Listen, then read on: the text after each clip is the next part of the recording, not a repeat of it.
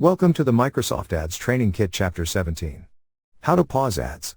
In this video tutorial, we are going to take a look at how to pause ads, step by step. So let's get started. So from our Microsoft Ads dashboard, select All Campaigns and then select Campaigns. Here you can see a little arrow beside campaign name, click on it and select Enabled or Paused. Similarly, you can select it for other campaigns as well.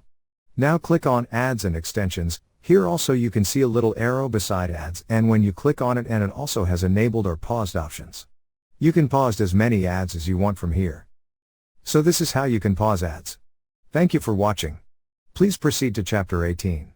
How to increase ad bid at a certain age. Inside that video, we are going to take a look at how to increase ad bid at a certain age, step by step. See you in the next tutorial.